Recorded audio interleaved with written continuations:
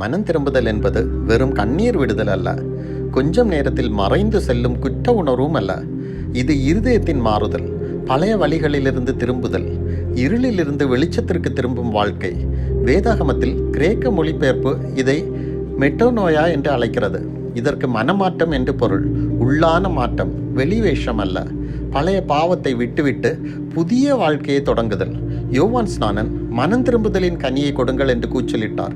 உண்மையான மனம் திரும்புதல் வார்த்தைகளில் மட்டுமல்ல, செயல்களிலும் பிரதிபலிக்கும். மனம் திரும்புதலின் கனிகளால் உறுதிப்படும். தவறு செய்துவிட்டேன் என்ற உணர்வு சிறிது நேரத்தில் மங்கிவிடும்.